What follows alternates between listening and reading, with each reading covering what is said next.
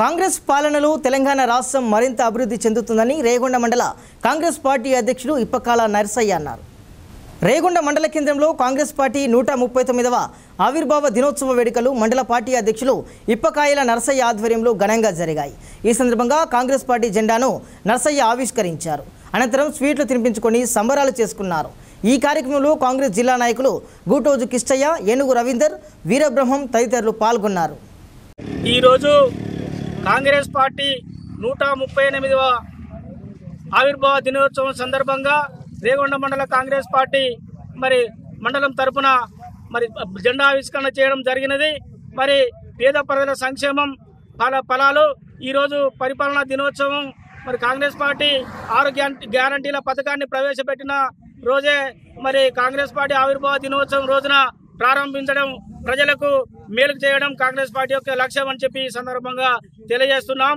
అంతేకాదు పేద ప్రజల సంక్షేమం పట్ల కాంగ్రెస్ పార్టీ కృత నిశ్చయంతో పేదలకు మరిన్ని సహాయ సహకారాలు అందించే పార్టీగా కాంగ్రెస్ పార్టీ పేదల కోసం అండదండగా ఉంటుందని చెప్పి కూడా ఈ సందర్భంగా గుర్తు చేస్తాం. జాతీయ రాజకీయ పార్టీగా ఉండబడినటువంటి కాంగ్రెస్ పార్టీ 138వ ఆవిర్భావ దినోత్సవ సందర్భంగా, అదేవిధంగా భారతదేశంలో అత్యున్నతమైనటువంటి కీలక నిర్ణయాలు తీసుకుపోయినటువంటి పార్టీ.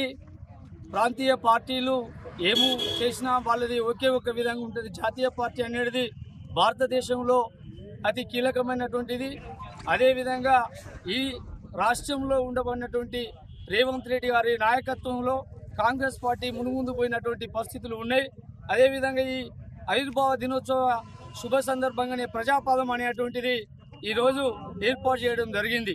భారతదేశంలో ఉండబడినటువంటి అన్ని రాజకీయ పార్టీలను ఒకే ఏకతాటికి తీసుకొచ్చినటువంటి ఘనత కాంగ్రెస్ పార్టీకి దక్కిందని ఈరోజు రేగొండ మండల కాంగ్రెస్ పార్టీ పక్షం నుండి మేము కృతజ్ఞత తెలియజేస్తూ ప్రజాపదాన్ని అందరూ కూడా మంచి నిబద్ధతతోటి ఈ యొక్క కార్యక్రమాన్ని విచ్ఛిన్నం చేయకుండా ఈ యొక్క ప్రజాపదం కార్యక్రమాన్ని దిగ్విజయం చేయాల్సినటువంటి బాధ్యత ప్రజలందరిపై ఉన్నదని నేను ఈ యొక్క 138వ ఆవిర్భావ దినోత్సవ సందర్భంగా తెలియజేసుకుంటున్నాను.